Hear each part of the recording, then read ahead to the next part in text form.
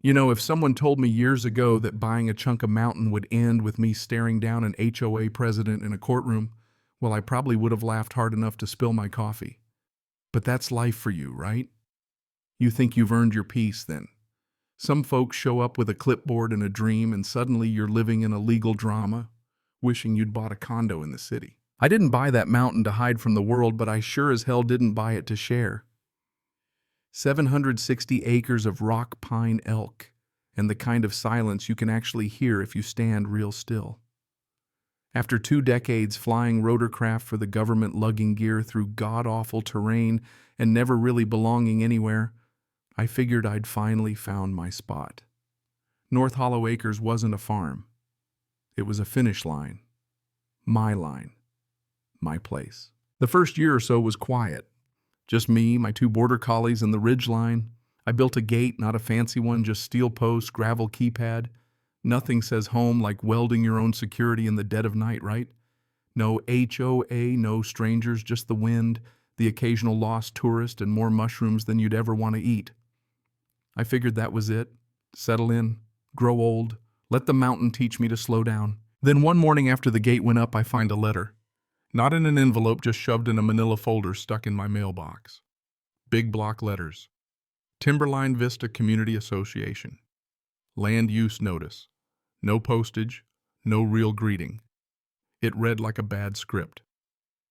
As a portion of your land appears to be within the ecological and visual impact zone, the association requests coordinated access for scheduled events, conservation monitoring, and future development considerations. Please provide 3 full sets of keys or gate codes for ongoing use.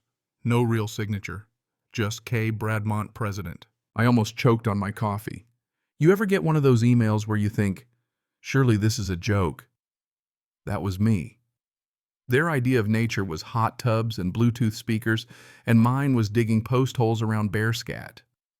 I tossed that letter in a drawer labeled "Absolutely Not" and typed up my response. Real short, real direct. North Hollow Acres is private land held in fee simple outside the jurisdiction of any HOA, including Timberline Vista. No access, no keys, unauthorized entry is trespass. I printed it on old USGS letterhead just for the laugh. Thought that'd be the end of it. Silly me. Next morning, knock on my door crisp like someone wanted to make a point. Woman late 50s, perfect blonde bob boots, so new they squeaked clipboard welded to her hand. "You're Mr. Barlow," she says. I correct her, Barlow, not Barlow. She doesn't blink. Karen Bradmont, President. We want a collaborative relationship with neighbors who share the visual and ecological interface. I nearly snorted. You mean the fact that you can see my fence if you squint from your master suite? She just grinned. Exactly. That view is part of our community character. You wouldn't want to negatively impact that, would you? I leaned in the doorway, and I told her, "Ma'am, your HOA means jack up here. You've got no border, no rights, no nothing. Unless you're buying my mountain, we're done here." Her smile went cold. "We'll see what the county assessor thinks." And off she marched back to her green little world. I wish I could say I forgot about it, but you know how things sit in your gut. Next thing I know, I'm getting motion alerts from my gate camera. 3 people on a muddy ATV looked like someone's parents at a college tailgate bouncing up to my entrance, poking at the keypad. One of them yells, "Karen says the trail here runs through HOA land." I clicked the speaker. "You're trespassing. Sheriff's on his way. 10 minutes to rethink your life." They all looked up like maybe the camera was lying. I wasn't. Sheriff showed up, wrote them up. Deputy Alston guy's boots are older than some of those HOA homes, laughed and said, "Welcome to Colorado. He told me to save my footage, keep a paper trail." I did. I stood there just breathing, looking down at those cookie-cutter cabins pushing further up the mountain each year. You'd think after the sheriff, Karen would back off. Most folks do when the law gets involved. Not her. Nope. A few days later, I'm fixing a busted irrigation riser when a county jeep rolls up and some guy in khakis hands me an envelope. Temporary injunction.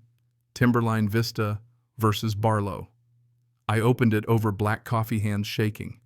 Karen had filed for emergency access, claiming my access road was inside their visual stewardship corridor. The map sheet attached, let's just say I've seen kids' crayon drawings that made more sense. I wasn't some city slicker. I spent my life reading maps, signing surveys, stamping federal seals. I called an old friend Vince, licensed cadastral engineer, mean as a badger with a hangover. "This is a Class A forgery," he said. "We'll countersue." Next day, Vince came up with drones and gear. We checked every marker. Solid. I filed a motion to dismiss and a fraud complaint. Sent copies of everything to the sheriff. You don't challenge the lie early, it grows roots. That's something I'd learned, and boy, was it true. Karen didn't blink. That night, I watched her on my camera feed. Dark clothes, blonde hair under a hoodie, holding a demolition hammer at 2 in the morning, smashing my keypad like she was mining for gold. The alarm hit the sheriff's office before I even got my boots on. When the deputies arrived, they cuffed her.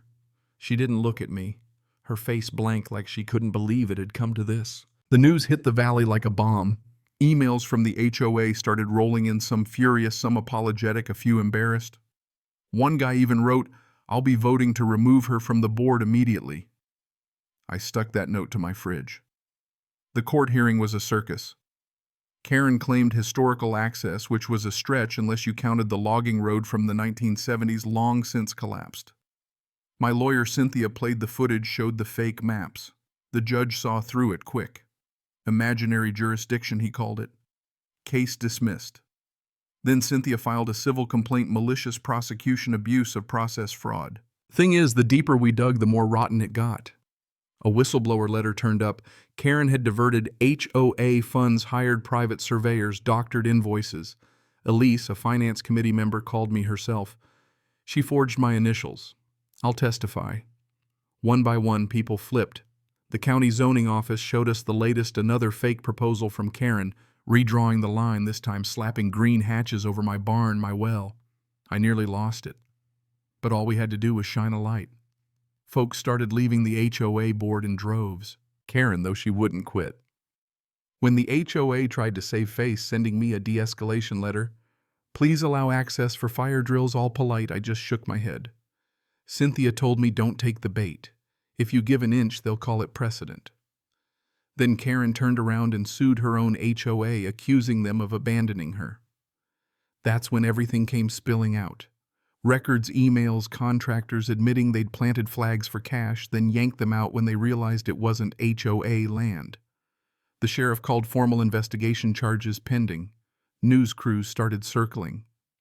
You know you've really made it when a lawyer in Boulder wants your story for an HOA reform seminar. The audit hit the board like a landslide, unaccounted withdrawals, fake contracts, falsified records, the whole mess. I sat back and watched as Karen's world shrank. Indictment came down, 7 charges, 2 felonies. The HOA basically imploded, more resignations, public statements, residents begging for the association to be dissolved. One family brought me a cooler of eggs and peaches with a handwritten apology. I took it, left a note. Apology accepted. Stay off the gate. When Karen's trial started, I sat behind the prosecutor, stone-faced, trying not to smirk as they played Vince's night footage, her with the jackhammer caught red-handed. Her own emails pulled from HOA servers did the rest. "We can muscle this one. County records are weak." The jury was out less than 2 hours, guilty on 5 counts. They cuffed her right there in the courtroom. Watching her walk out, same way she'd marched onto my land, I just felt still, like the wind finally settled. Sentencing day. The judge listed every way she'd tried to bend reality: coercion, fraud, trespass, abuse of trust. 6 months in jail, 5 years probation, banned from any HOA leadership for a decade. Timberline Vista under court receivership, cut me a check and stapled an apology to every mailbox in the community. We are not and never were entitled to his land.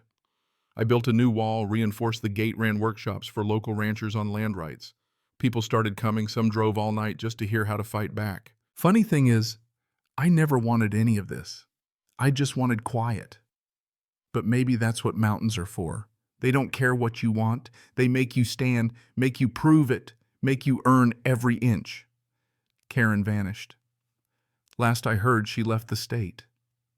Timberline Vista, still under county control, half the residents filing to get out. Every spring I walk the ridgeline, GPS in hand. This time, though, I'm not mapping it for someone else. I walk it for myself, for every fight it took to keep it. The sun comes up and hits my land just right. Some things you only get to keep if you're willing to draw a line and never let anyone move it. So now it's your turn. Where would you draw your line? Is there ever a point where standing your ground goes too far? Or is it just what you have to do if you want to keep what's yours? Let me know. And hey, if you've ever had to fight off an HOA, tell me your story. I've got all the time in the world up here.